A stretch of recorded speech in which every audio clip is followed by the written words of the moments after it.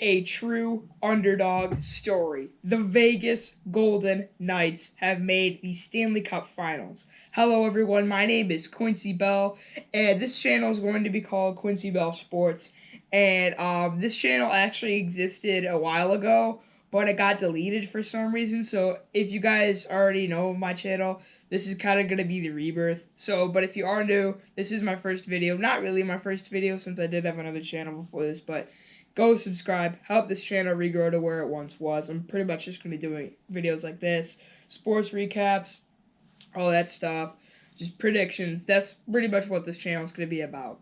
So, anyway, for the recap of this series, a true underdog story, as you saw by the title. The Vegas Golden Knights have made the Stanley Cup Finals. Now, we're going to kind of go through how they got there, who they picked, the expansion draft, how they have been doing, and how they have essentially defied all the odds to make it this far. So, I don't know. So, they kind of shocked everybody in the regular season, these young guys that they got in the expansion draft. Carlson, Tuck, Neal, Marchessault, Marc-Andre Fleury played extending, and they zoomed into the playoffs.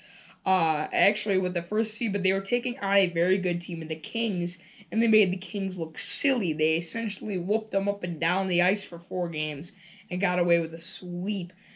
Then they faced the Sharks of San Jose, who I would say were kind of a better opponent, and they had their moments against them. Fleury played well, but now for kind of the main reason of this video is against the Winnipeg Jets. And so they had an embarrassment of the first period in Game 1, allowing Winnipeg to have 3 goals. They would eventually lose 4-2 to Winnipeg. Then Game 2, and they were a different team. Vegas, they came out much more energized, and I think they essentially were just a better team. So they rebounded and got to that point. Now, in Game 3, they also played very well. 3 and 4 were, I think, 2 of their best games of the series. And they really just shocked everyone in those games. And then in Game 5, it was 1-1. And then I think it was Reeves off a double deflection. You guys don't know what this was. It hit off one player, then hit off Reeves, and it went in. In case you're wondering, Reeves is from Winnipeg and had friends coming to the game in Jet jerseys. He said he's going to have a word with them, but the fourth line for Vegas has played very well in these playoffs, making opportunities, giving the Carlson line some rest. But now let's get to the Carlson line. It's Carlson and Marchessault, I think, have been probably the two, besides Fleury. Fleury will have his own little section, just you wait. Marchessault and Carlson have just been on another level. They have been playing so good, and I don't know, they have just been, wow. Man, Marchessault's been really good.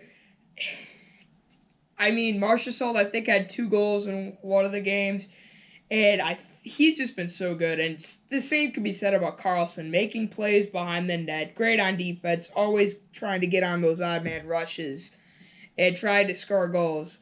But one thing I think that is not looked at enough is at the start of the season, when Vegas was about to play their first game, was that horrible Vegas shooting from the guy in the apartment building. That was horrible. But then Vegas, I think they had a reason to play for. They looked like they were playing for a purpose in their first game. Not only was it their first game, but to help a broken city. I think that gave them so much momentum at the start of the season. And they have pretty much just ridden that all the way to the Stanley Cup Finals. So now they get the winner of Tampa and Washington. And Tampa's currently up 3-2. They will play tomorrow. And I think Vegas can hang with either one of those teams. But really quickly, let's talk about the Jets, and then we'll talk about Fleury.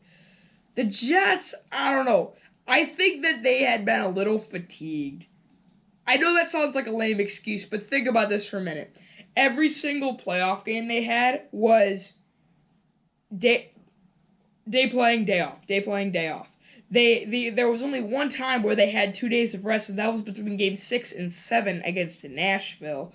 And whereas Vegas had 8 days to rest between LA and San Jose, and they had 5 days to rest between San Jose and when they played Winnipeg.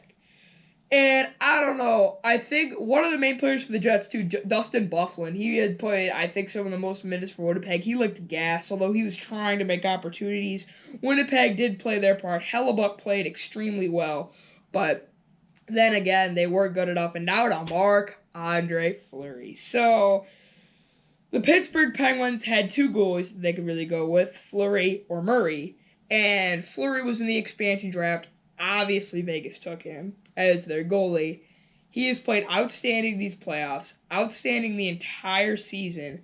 Has, I don't know, some of the saves this guy makes. I think there was one he had to face. He was against Scheifele. He shot one over here, then a rebound. Byfuglien, he dove across to save the puck. I did not know how he could do that. Like, the lateral movement this guy has is insane. So, yeah, I don't know. Now, I think either Washington or Tampa Bay, whoever they do end up getting, they can hang with both of those teams. I think both of them, Vegas will have a great shot to win the Cup in their first year. If there was one downside that I did notice, they did touch the Conference Finals trophy. Maybe not a smart move. But anyway, that's it for the first episode of Quincy Bell Sports. If you were part of the 200 subscribers I had before this, make sure you resubscribe. It's pretty much just going to be the same channel. If you like this video, give it a like. And yeah, guys, I'll see you next time.